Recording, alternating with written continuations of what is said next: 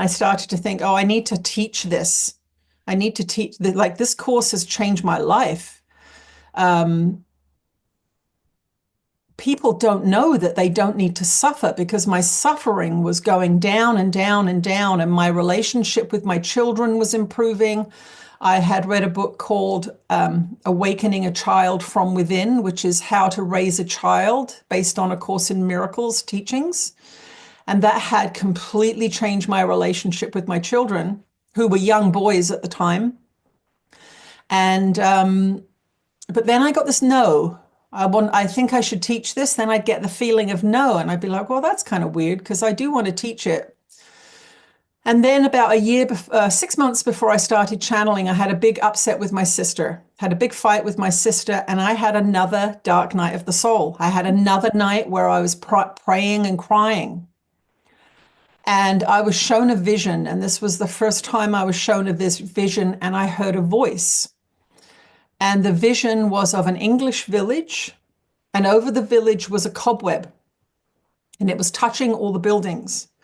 And the voice said to me, these hateful beliefs you have about yourself are contaminating your whole life, just like this cobweb is touching every building in the village. You need to stop thinking these thoughts.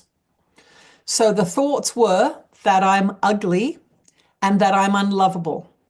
These were like my core hateful beliefs that the ego would use with me. And the next morning, again, I woke up in a deep state of peace, and I decided that I would move to Victoria. I was commuting to going to school, and it was very long. I had to get up ridiculously early, and I was like, I'm moving. I was like, I can't live with my sister on this island. I'm moving.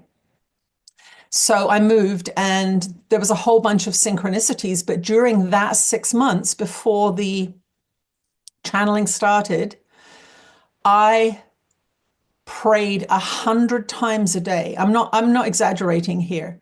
100 times a day to have my resentment with my sister removed from my mind.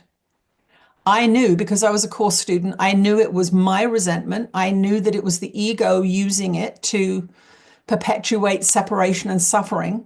And so whenever it would come up in my mind, I would pray for it to be changed. I would hand it over to the Holy Spirit. And I did that for several months. And so it became my obsession, if you will, to reach a state of peace. It would have been no different if I'd been in an ashram or some kind of nunnery. I was praying. I was walking to school praying. I was all the time praying to have my mind at peace. And I believe that it was that intense focus in those last few months, my absolute dedication to a peaceful mind and forgiveness, because I knew it was my mind. I wasn't blaming her. I knew it was my mind, praying for my mind to be healed. And towards the end of that time, I added another prayer, which was, please make me a perfect communication device for God. I heard that phrase somewhere. I can't tell you where I heard it. Mm-hmm. Oh, no, I know. It was in the course. It talks about the body being a communication device. So I started to say that prayer. Please make me a perfect communication device for God.